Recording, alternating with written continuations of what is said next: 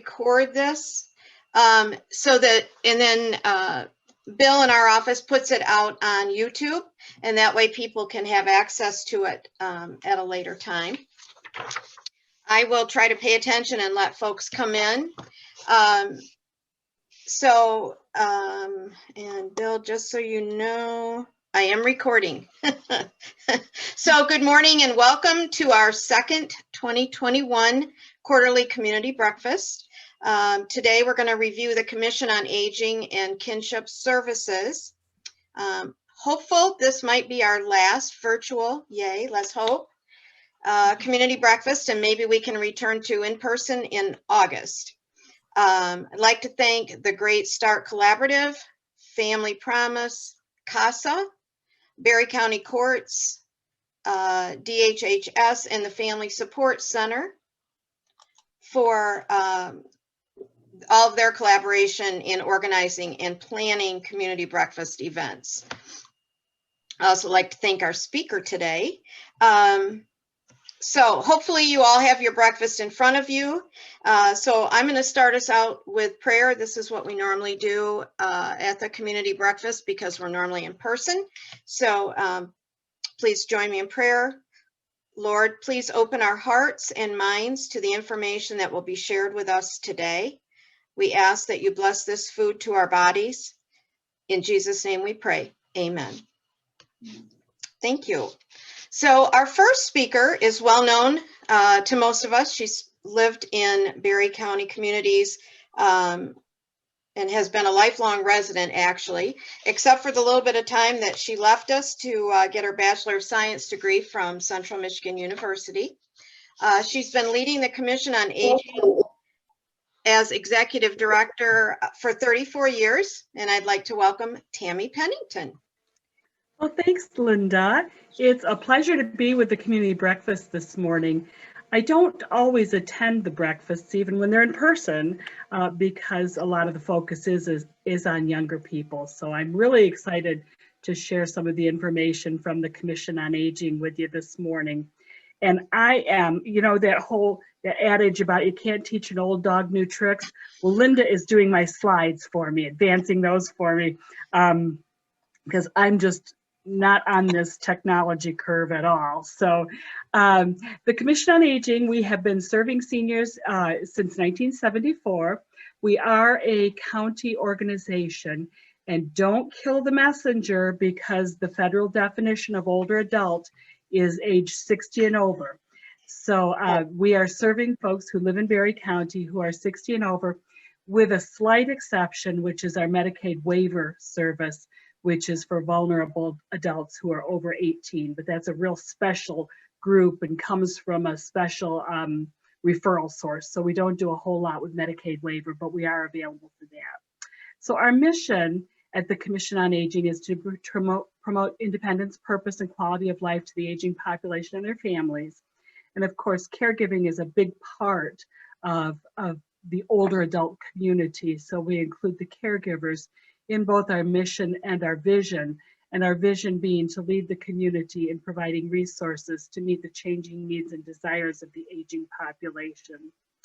As I said, we are a county department. We're what's considered a non-mandated service, which means that your county government is required to provide court services, to provide police protection, to provide a treasurer's office and a register of deeds. But the county offices are not required to provide older adult services. In Barry County since 1974, the county has chosen to do that. And that in turn sets us up as the conduit to bring in the federal and state money that is set aside for older adult programming through the older adult or the older Michiganians Act and through aging services. Our focus areas at the Commission on Aging, we've developed these over the past 34 years that I've been with the organization, and that is to improve health and wellness among the aging population, to decrease isolation and loneliness, to increase support to caregivers, and we have some programs that are specifically designed to address that, And then the most recent focus area that we added about 8 years ago was supporting financial stability for older adults. And what we were finding after the financial crisis of 2008 is that older adults all of a sudden were vulnerable to foreclosure. They were taking out second mortgages. They were vulnerable to credit card debt, and we hadn't been seeing that before that point. So that is now one of our focus areas, is to address financial stability for older adults. And of course, we work with lots of others in the community to achieve that goal. So what we do, we really work in two areas, the first being in-home services.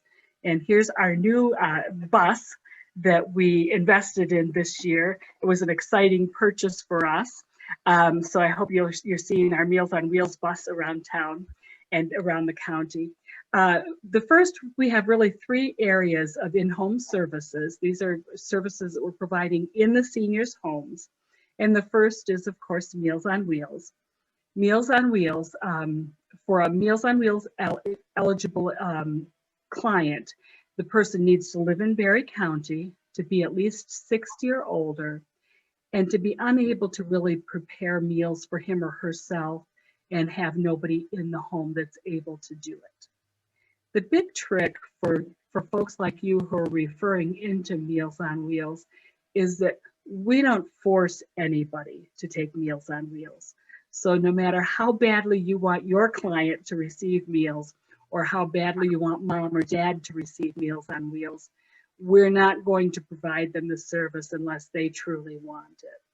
So Meals on Wheels, Monday through Friday, we use a combination of paid staff and volunteer staff to deliver those meals, in a combination of agency vehicles and personal vehicles. Really, Meals on Wheels has evolved into as much of a safety check as it is a meal service. So we're bringing out healthy, balanced meals 5 days a week with a fresh bottle of milk.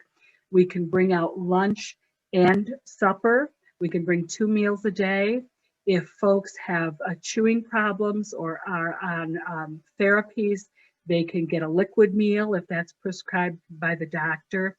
So we have a range of options with the Meals on Wheels program, but the driver really is doing as much of a safety check as delivering the meals. So they're making sure that the client is alert and that they're answering the door. If they're not answering the door, then there's a whole set of protocols that happen, starting with calling the office to say, hey, did this person cancel for the day? Are they in the hospital? And then going from there, calling neighbors, and if need be, calling 911 to get somebody out to the home. And increasingly, we are finding more and more, because of the frailty of the clients that are on Meals on Wheels, increasingly we're finding ourselves calling 911 more and more often. A couple of years ago, we actually had a driver who could see someone down inside the house. So she turned her cooler upside down, climbed through the window, and was able to assist that way. So eyes and ears on the seniors, which is a great comfort to the families who are using the Meals on Wheels program. In-home services, this is another one of our home care services that's provided in the home. We have a registered nurse on staff who goes out into the home, does an assessment for free, and then is able to set up care services according to what the client needs and wants. When she goes in for the assessment, the daughter can be present, the family members that want to be there can be present, a neighbor, somebody. It's nice to have somebody else in the home present for that assessment. And then what Tracy does is she sets up a care plan based on what the needs and wants are of that older adult. So personal care, things like bathing, shampooing, taking care of the personal needs of an older adult. Housekeeping, we do a lot of vacuuming. If you have congestive heart failure, you might not be able to push a vacuum. We don't want housekeeping services to be the thing that puts you in a nursing home or forces you out of your home. So housekeeping is a really important part of keeping somebody safe and secure at home. And then respite care is sending a nurse's aide into the home to care for somebody for up to 4 hours while their caregiver leaves. So a caregiver taking care daily of a stroke patient or taking care of somebody with terminal illness really needs to be able to get out of the home. And if they can't take that loved one with them, maybe to their own doctor's appointment or out to lunch with a daughter, then we can send a nurse's aide in to do respite care while that caregiver leaves the home and pursues other things. We actually have a staff, working for Tracy, we have a staff of 12 home care aides. So a big staff in the home every day, and a home care aide might start out in Hastings for the day and then travel over to Middleville, do some work at Lincoln Meadows, maybe end her day in Shelbyville. May see anywhere from 3 to 6 clients in a day, doing baths and helping with the housekeeping. So lots of different options available with that service, and all driven by the care plan that the nurse has put forth. Then the other in-home service that we have is our chore program, and that's a minor home repair program. We are actively this week transitioning from Kent Van Buren, who is currently our maintenance technician, into we've hired a new person. Kent is retiring, and we wish him well in his retirement. So transitioning to a new worker with this. But minor home repair is just that. Again, it's designed to keep the senior safe in his or her own home. So we're doing things like trimming bushes, washing windows, making sure that seniors are able to see out of the house and that nobody else can lurk in the bushes and see in when they shouldn't be. Doing things like installing grab bars. Quite often, if PT is sending somebody home from rehab, they'll say, well, you have to have an assessment done and make sure that the house is safe for you. So the maintenance tech from the COA can go into the home and do things like put grab bars where they need to be in the tub and shower area, or maybe in some stair areas, can build small ramps. We've been doing small and large handicap ramps, but can do those little ramps for seniors coming home from rehab too, which might mean the difference between them staying in a rehab unit or transitioning back to the home. Handicap ramps, the board actually sets aside some money each year to assist with the handicap ramps. I think you all know, following the TP shortage and now the chicken shortage, wood is at a premium as well. So handicap ramps have really gone through the ceiling in terms of price. We're looking at really a minimum of $2,000 just for the wood to do a handicap ramp of any length. And then you have, the install costs on top of that. So our ramp program is able to go out, assist folks with some financial assistance with that. The board has put aside some money for that, and can build those handicap ramp projects, provided the ground's not frozen and provided we can come up with enough money to support families to do that. And then the other thing that we do quite actively with the chore program is our smoke detector program. And of course, that's in concert with Berry County United Way. They provide the smoke detectors and the carbon monoxide detectors to the staff. And then our staff person goes out and does the install on those and checks the batteries and everything. The thing with minor home repair is that it can be really difficult for an older adult, say an 85-year-old woman living independently in her home. It can be difficult and kind of frightening for her to try to hunt down a handyman who's going to come in and do a small job for her. So with our program, it gives them the assurance of having somebody who's covered by an agency, who is covered through insurance, who is trustworthy, who has, will be there in 2 weeks that they can track down if there's an issue. And we'll come out and do the small tasks. We don't want seniors on ladders and step stools, so we'll go out and change the light bulbs. We'll do the little stuff, whereas handyman generally are going to want to go out for the $1,000 and up programs. So we're there for those smaller projects. So those are our in-home services.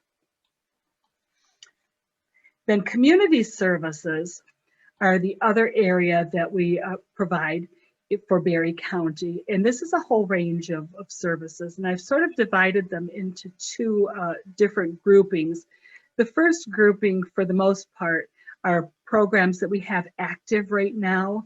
During COVID, we did shut down several programs, but we're getting things back in. The first group tends to be things that we're doing currently, and then we're slowly adding the bottom grouping. So we are, if you come by on a Monday or a Wednesday, you might see 15 to 20 folks out in the parking lot doing chair exercises. And that's a partnership with the YMCA. A lot of programs, the exercise programs that we do both with the YMCA and on our own, are really designed to strengthen and support balance with older adults, because we know that falls and malnutrition are really the two components that put older adults into the hospital. So a lot of the exercise programs that we do are centered around improving balance for older adults. We have a program starting next week. This is our 4th year for Art in Action. And it's just that. It's a program of seniors producing their own art, using instructors, and then some art experiences like going to an art museum or bringing a speaker in to talk about. Art in Action is one of our flagship programs that we developed. And 2 years ago, Colleen Acker and I had the pleasure of going to the National Council on Aging annual conference in Washington, D.C. and presenting on Art in Action. So we're real proud of that program. We have a very active Medicare Medicaid assistance program. This is important for you to know, particularly if you have folks who are going to be new to Medicare. So those people who are turning 65 and need to decide what they're going to do with their Medicare plan. Am I going to enroll in a particular program? What do my medications look like? What's going to cover me the best? So we have trained counselors who can sit down, and right now it's not in person, unfortunately, it's over the telephone, but we have trained counselors who are up to the latest minute on Medicare and Medicaid guidelines and restrictions. So they can sit down and go through a senior's health plan and help them decide what's going to be the best program for them to participate in.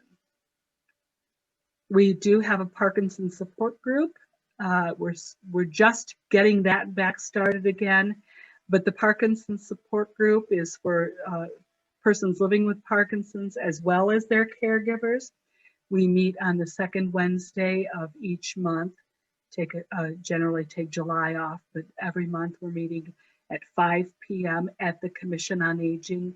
We do have PT, physical therapy aide from Pennock Hospital who participates with that. It's a great group for folks, and we're really trying to build that group because we know there are a lot more Parkinson's patients in Berry County. This is a good opportunity for them to come in and get some support. We do line dancing classes. We had Tuesday, Thursday, we do line dancing, and big group. We had probably close to our max of 25. We probably had 20 folks in there yesterday doing line dancing. And again, line dancing is a great program for improving memory and for improving balance and supporting balance. We have an Iron Rails Railroad group of guys who come in on Friday mornings and are model railroading enthusiasts. We have a Healthy Aging Memory group, and this is a great group that meets on Tuesday afternoons, talk about a wide range of topics, all designed to help support memory.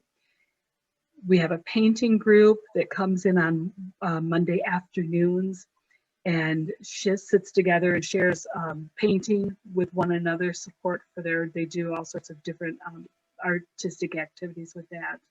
And then monthly we have chair massage, and you could check with the calendar. Our calendar's in the paper each week when chair massage comes in, but that's $5 for 5 minutes, and it's a great little program. Then we are adding back our adult day services program starting June 1st. So we're really excited to have adult day returning to the building. That will be, it supports caregivers and their loved ones who are living with Alzheimer's and dementia. So it's a day activity. They can come in the morning. We provide transportation through Berry County Transit. It's a low cost, $25 for a half day, $40 for a full day, but that includes that transportation. It includes breakfast, lunch, a snack, planned activities, all designed to support the caregiver and to provide benefit to the socialization and benefit to the Alzheimer's and dementia patients. We do have a congregate dining program that is still on hiatus until Michigan moves into Berry County, moves into a different category. We are on hiatus through our congregate dining program, but we do have sites in Delton, Hastings, Nashville, and Woodland where seniors can come for lunch and planned activities. It's a great little program.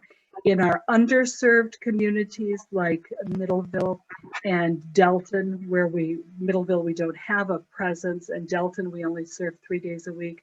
We do support that congregate dining with a senior restaurant voucher program as well. Also on hiatus right now is our bingo program, really popular. Seniors love the bingo on Friday mornings. It's generally a big group that comes in for that, good socialization.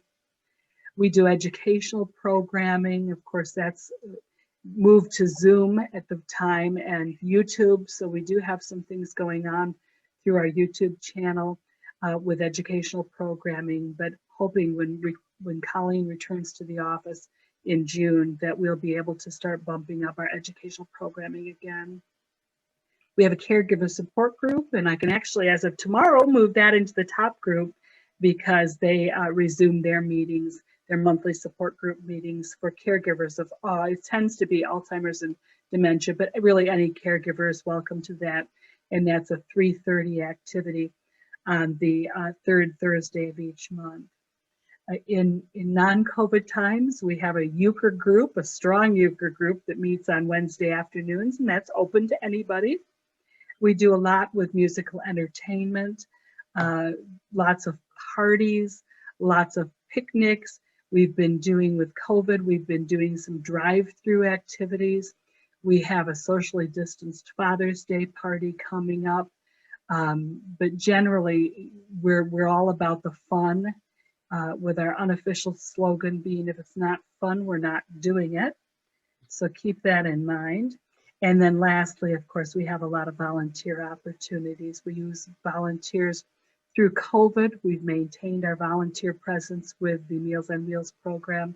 The city of Hastings specifically is delivered by volunteers. So our volunteers have remained really faithful. And throughout the year, when we're not in pandemic situations, volunteers are assisting with a lot of those programs.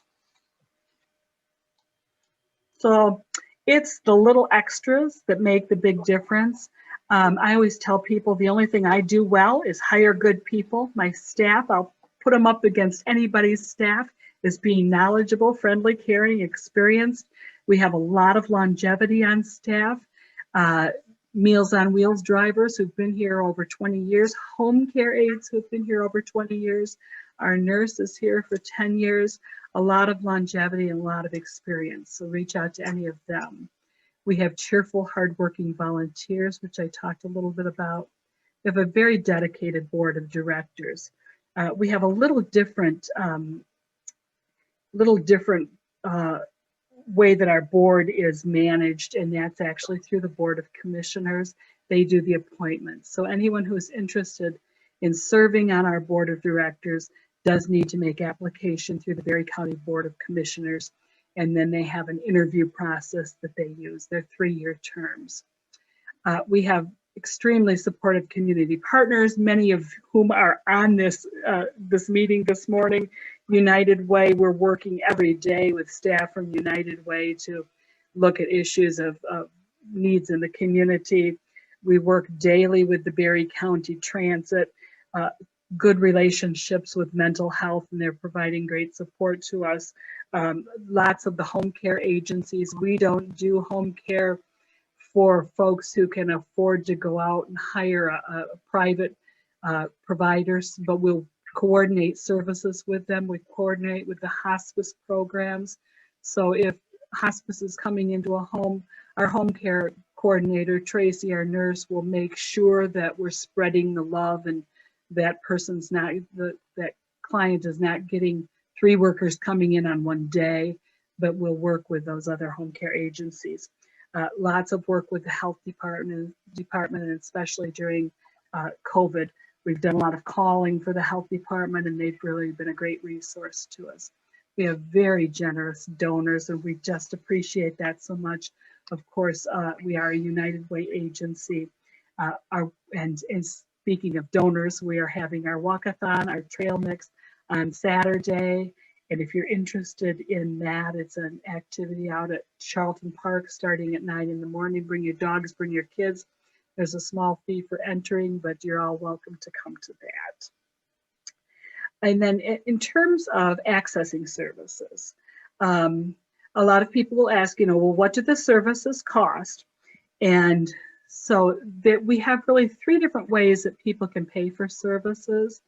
A lot of our programs that are funded through federal money are donation-based, like our Congregate Meals program is a donation-based program. Some of our minor home repair is a donation-based program. So we send a reminder letter. You got 22 meals in April, and your suggested donation is, $3 a meal. So this is your suggested donation. It's merely that. We do not require folks to pay for those services that are donation-based.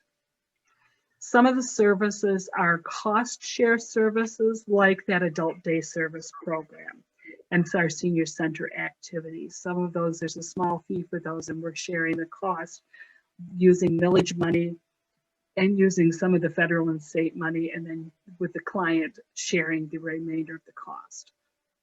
Private pay services, all of our home care programs, and much of our minor home repair is private pay. Based on income, we try to keep services as inexpensive as possible because we do use a lot of senior millage money coming in from the residents of Berry County.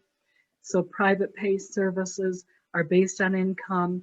It's $6 an hour or $11 an hour or $16 an hour based on your monthly income.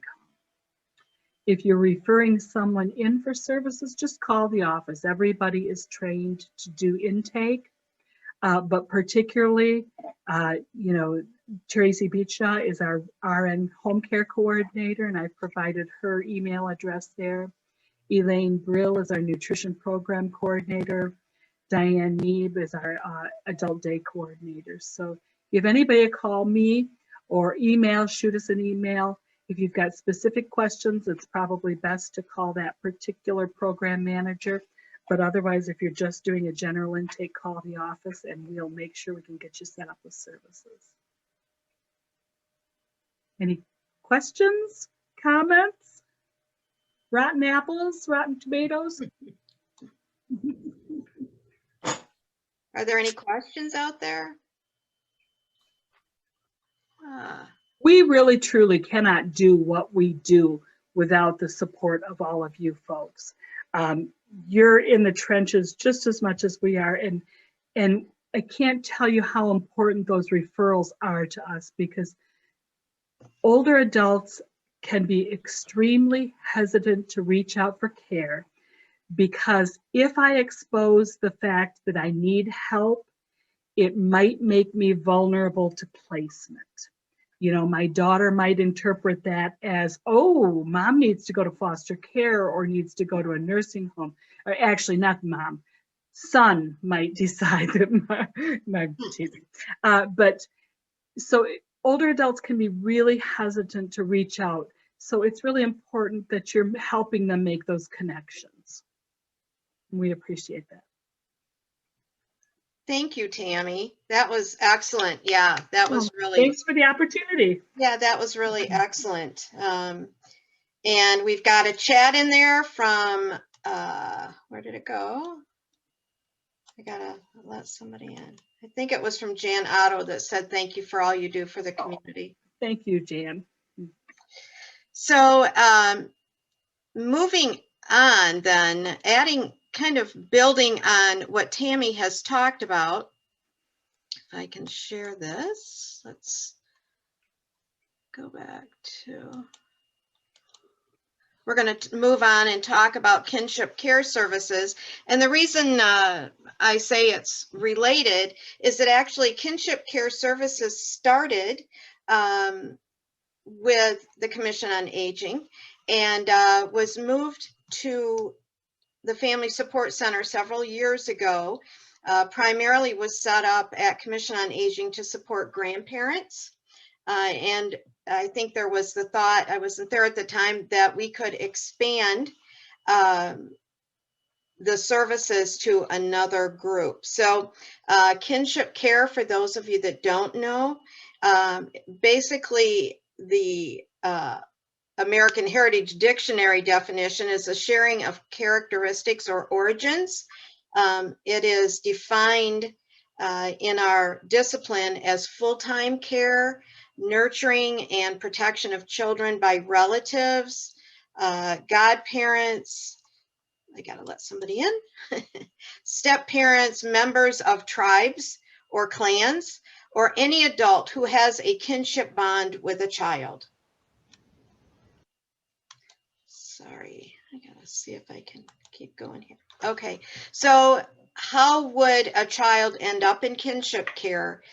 Parents could be deployed by the military, die, be incarcerated. We've heard a lot about the separation with immigration issues, or a child could be removed from the home through, safety issues, health, or the well-being of the child. And I think that's where we kind of come in, and that's why it makes a good fit here. Excuse me. There are two types of kinship care. One is formal, that's gone through the courts, could be foster care, guardianship, in some cases adoption. And then there's an informal care where children are basically abandoned or left voluntarily with a relative. So who are these relatives or kinship caregivers? Excuse me, they're grandparents, great aunts or uncles that may have retired and have more time, aunts or uncles, cousins, in some cases siblings, older siblings.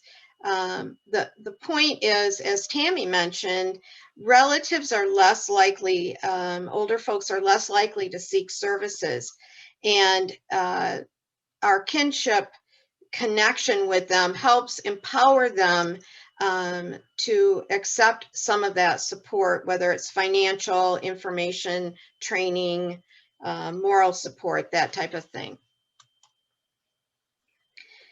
This is just a quick overview of children in kinship care, a little bit hard to read with the darker print, but basically close to 55,000 grandparents in Michigan are responsible for their grandchildren.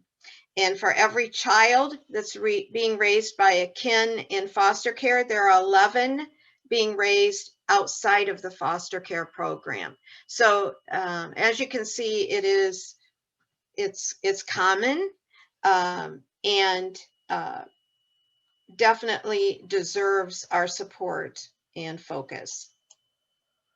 Benefits of kinship for the child or the children, it helps minimize trauma, gives them more stability, depending on what the situation was prior to them ending up in a kinship home, improves their well-being, again, increases that permanency or stability.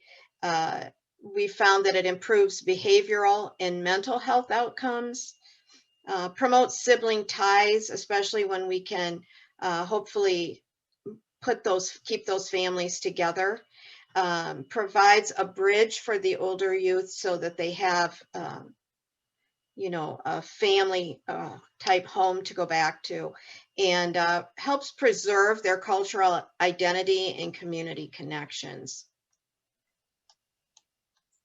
Some of the challenges, though,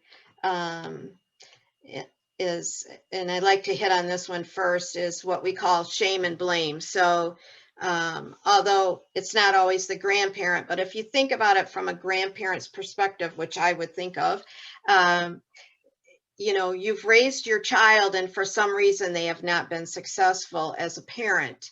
So you carry that guilt or personal shame about that. Many grandparents do. And then they take on raising their grandchildren and may not have the finances to do that, or the ability to get health insurance or make those medical decisions. They have to find childcare, and they haven't done that for a very long time. There are technology limitations which have really reared their ugly head during the COVID pandemic for hardware, software, just knowledge in general. From the child's perspective, they're isolated in a way that, oh, now I'm living with grandma and all my cousins are not. Or I'm, living with Aunt Martha. That's Martha's not here today, so I'm thinking of her. And my cousins are not, or, cousins are in the home, but I'm different, that kind of thing. Of course, there are legal challenges, respite care challenges, and really transportation challenges as well. So we have a kinship service offering, and at the end of this, I'm going to introduce you to our new kinship services coordinator. But we recently revamped some of our offerings and we are expanding them. We have a menu of services at the Family Support Center, including our crib program, where we can assist really anyone that needs it in Berry County, but it's something that we can provide for kinship families. Cribs, mattresses, a whole safe sleep program. We have a diaper depot program. We offer community training through the Family Workshop series, a newsletter. We can attend court hearings with people, offer moral support. We don't give legal advice, but sometimes it's nice to have somebody there. Family education and coaching and guidance. We recently developed a technology checkout program where kinship families can check out a Chromebook, hotspot, and have access to some training or Zoom meetings with us. And probably the most important thing is that there's a connection to others in the same situation. So it's been tough through COVID, but prior to that, we do a family workshop series where we bring folks in, we remove the barriers, we provide dinner, we provide childcare with the help of our fantastic volunteers, and parents can attend kind of a training session, and we offer some type of education for the children on the same topic, excuse me, and then they get to play, and it's a great time for folks to network. We have a lending library and routine contact with the family. We do have a referral process, so we can refer for services with wraparound or counseling at Berry Community Mental Health, food assistance, diapers, etc. So we're well connected and we collaborate with all the other agencies, such as COA does. So we have the how-to knowledge to navigate processes and help folks figure out who to talk to and that type of thing. Future offerings. So we're looking at right now some trauma-informed training, and we're in the process of getting ready to offer that out to the community through another initiative. But that's one of the things we hope to offer to our kinship families. Support groups. This will be after COVID. Respite care, and then we're going to TJ, our new person, is going to do a survey for additional needs to see what else folks would like. We always want to thank our funders. United Way has been fabulous in all sorts of support, including financial support. We do receive support for kinship from CareWell Services, which is a Region 3B area agency on aging connected with COA. And then, of course, the Children's Trust Fund of Michigan. So here's the contact information, but better yet, TJ is our new person. I'm going to introduce him. Let me stop sharing here. And TJ, where are you? He's somewhere in here. Right here. There he is. Hi, TJ. TJ Gourlay is our new parent educator, kinship coordinator. Jennifer Jarman left us and actually is taking her master's in social work licensing exam today. So we're like to welcome TJ. And if you would like to reach him or would like to refer someone to him, please call our office and he'll be happy to work with you. So welcome, TJ. Let's see.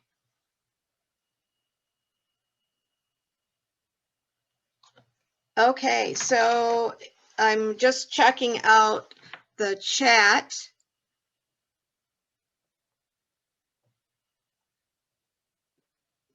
Lots of thank yous, and Tammy, everybody is really amazed at the services you offer, and so many services that we forget about. And so thank you. It's great to get a refresher on that. Okay, are there any questions for me? Okay, well, I'd like to thank Tammy.